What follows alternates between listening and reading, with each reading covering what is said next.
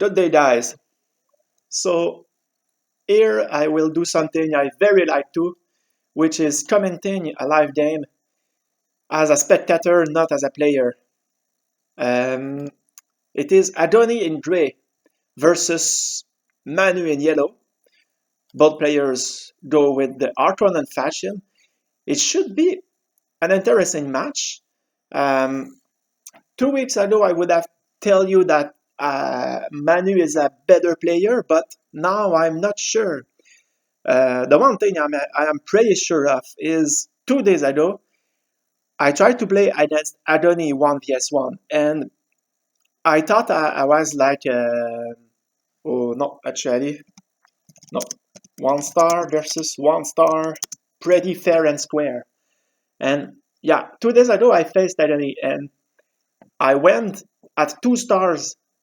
Agony was 1 star, and he raped me inside like 9 minutes or so. It was not even close. So, he's probably not as good as me yet, but he is improving, and I can't underestimate him anymore.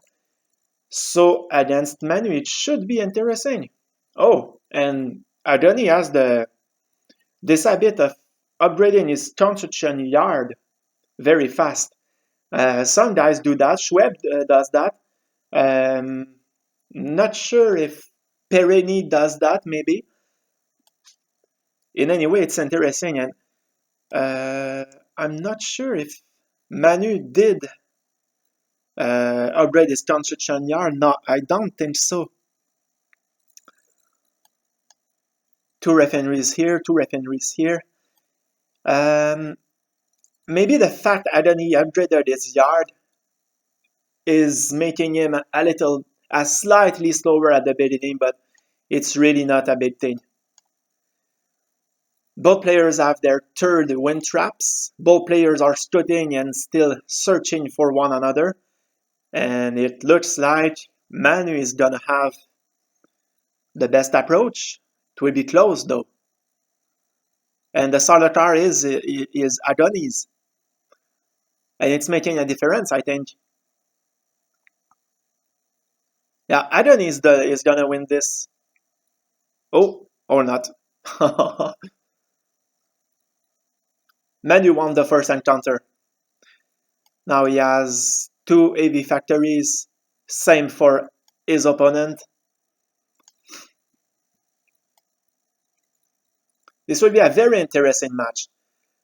And theoretically, Manu has the emplacement advantage because a lot of players, and I'm not sure why, but a lot of players complain that this spot is retarded or not not fine, not, and maybe it's because the distance between the original yard and the first spice field um, makes it uh, mandatory to manage your harvesters.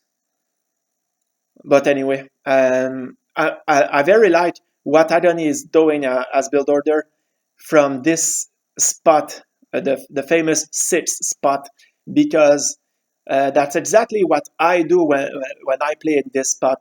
Two refineries at top, and you manage your harvesters so that they go to the spice field very near, and two refineries at the bottom, and same you manage your harvesters at the bottom. I think for a player with few experience, Agony is demonstrating good harvester management skills and some good macro skills already. Now, Manu did two barracks already, while Agony went for the third AV factory before barracks. That's interesting. And in the stats, what we see is that um, Manu already has 20 more infantries, but he doesn't lag in the heavy vehicles department. So that means so far is Manu's strategy of going barrack first before the third heavy factory is a good strategy. And he keeps building, he keeps with an advantage of 20 more troopers while suffering no no lag in the heavy vehicles department. Now, Agony did a barrack and his first light factory. Manu already has his outpost, and I guess he is building starport. Yeah, here it is. And now we see Manu's cash dropping heavy leads because he just went for a first order into the starport.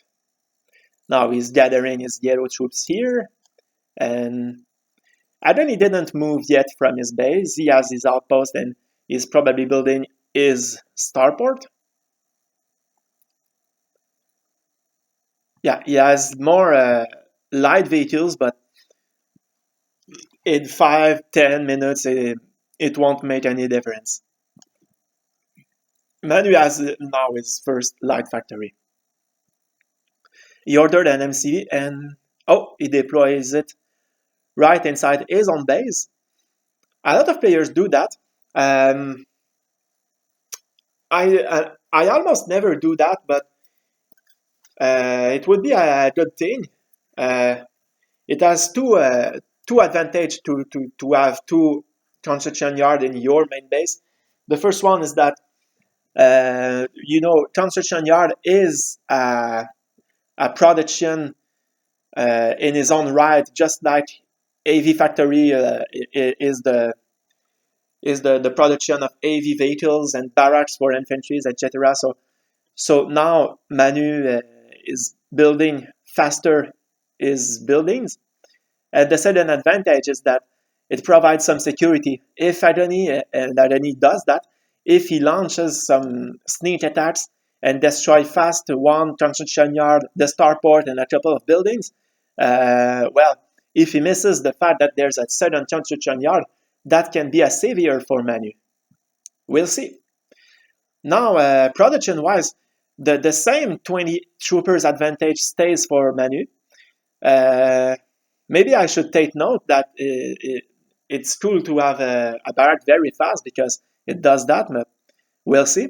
And production is very, very consistent and it does as fast for the two players. Now, Agony is... this is likely his first sneak attack coming. And obviously Manu saw that and he will fall back accordingly, but Agony takes the opportunity to slash Manu's units who were isolated in the middle. That's good awareness from Agony, recognizing what's going on different part of the map. Now, does he do the good thing of pushing? We'll see. It seems good so far for Agony. Yeah, it was a little bit risky and aggressive, but he did good control and he targeted Manu's troopers. He squashed it, and it's paying a reward now. Because now Agony can control the middle. He won the first battle, and I'm not sure Manu should bring instantly reinforcements so close. He doesn't have enough to... That's impatient from Manu. Now he's realizing it. It was a mistake to go very fast, and I think he should regroup in his own base before launching a mass attack because right now he doesn't have the numbers, and Agony is just too content to play defense, bring on his own guys. The first encounter is what it is, but in my opinion, Manu should not have bring all the reinforcements to launch another attack very fast. He could have afforded to play more patiently. Now I see that Agony has a big advantage, and I'm not sure how Manu will be able to reverse that. And again, he's just bringing everything he has, but look at how Manu is defending well. He has 5 missile tanks waiting, a couple of siege tanks. I'm not sure how Manu can so quickly reverse it. It looks to me he's panicking right now. He just wants to win something, but he doesn't have the numbers yet. That's a good thing to expand, and Agony expanded too. In the production department, we can see it's very, very close. Manu is keeping his 20 troopers advantage he has since the very start. There's no it's not in the production department that this game will be played. And in when you look at the kills, and remember, kills are not as relevant as casualties are, but Adonis seems to have a good advantage, and Manu should take care to not be impatient.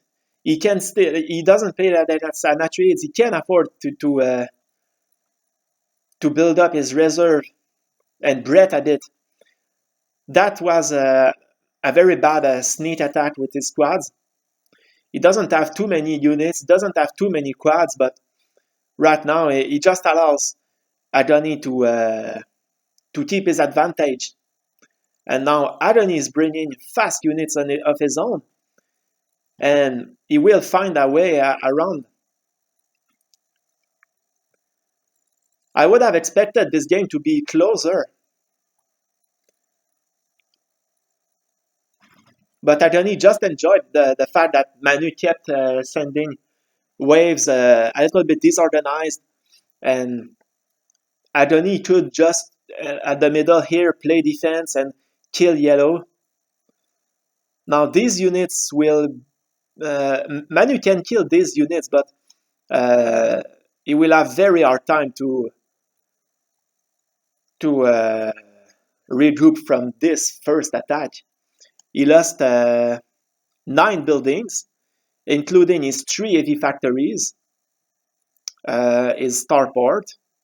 Now that's a first heavy factory rebuilt, but in the long term, I don't see how Manu can win this.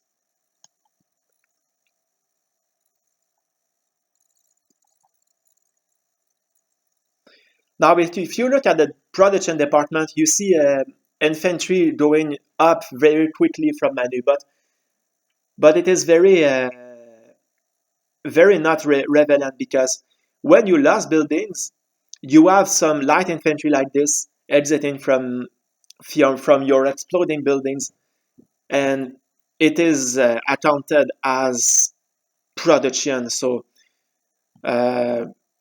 Manu didn't build like 50 more troopers. He just built 20 more troopers, and the rest are free infantry exiting from buildings. I am surprised, though, that Agony doesn't have more units ready to take the fight. It's possible Agony lost too many tanks in the sneak attacks. And indeed, the advantage here is not maybe not as great as it was. Now Manu is finally patiently regrouping it. That's what he has to do. And he should be wary that Agony will probably again try to sneak attack by this way. For now, oh, that's funny. Again, I'm not sure Manu was patient enough before attacking at this position. He doesn't have a lot of siege tanks. He has to manage them well. Well, that's good.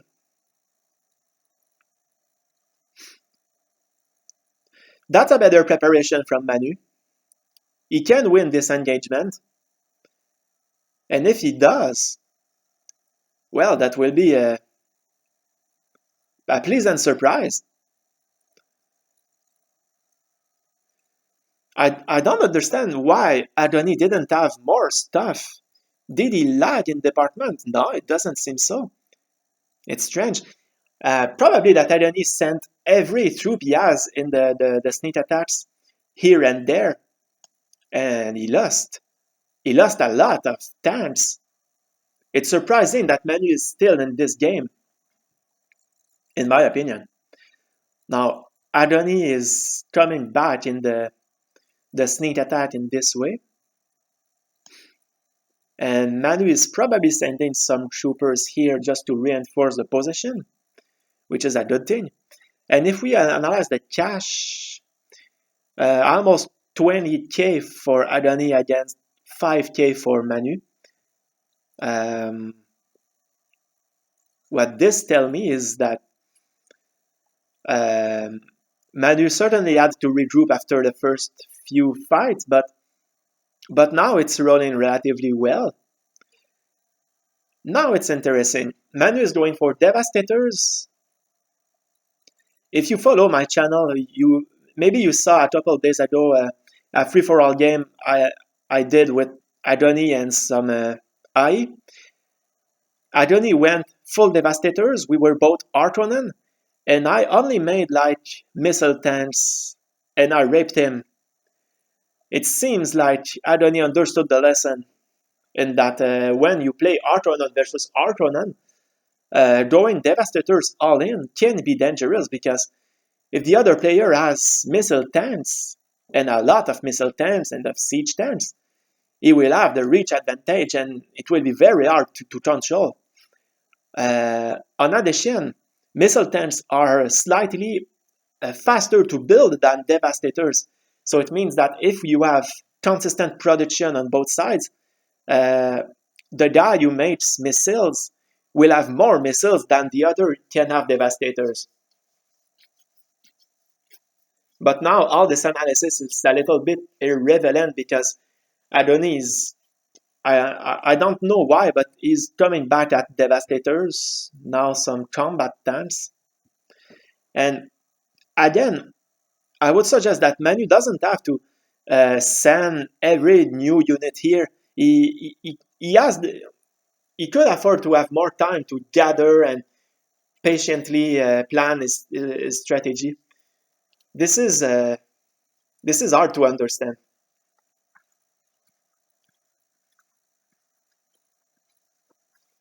But from Agony's perspective, it's a real blessing. He just has to set some defensive line, and yellow just keep attacking it, losing a lot of stuff.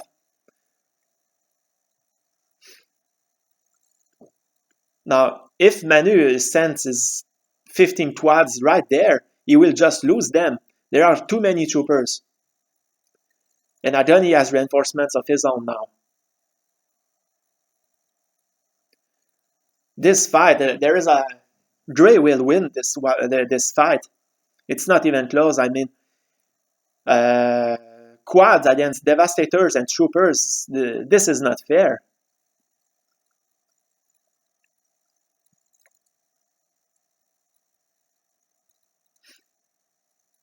Now I'm not sure what Agony is trying.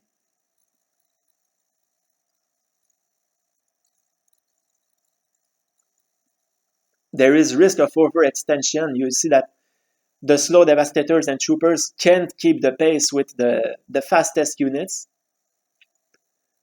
Now Manu is sending some stuff to reinforce.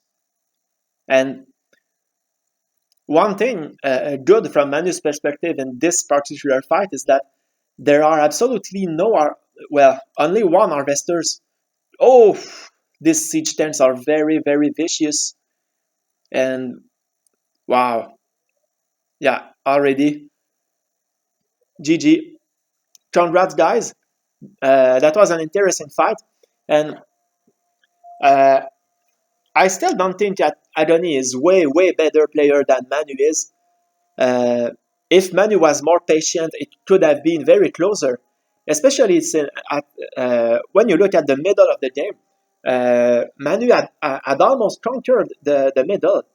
It was very interesting to see. So if he was more patient and gathered better his units before attacking, he could have stole it. But it was interesting. I hope you enjoyed. And have a good one, guys. Ciao.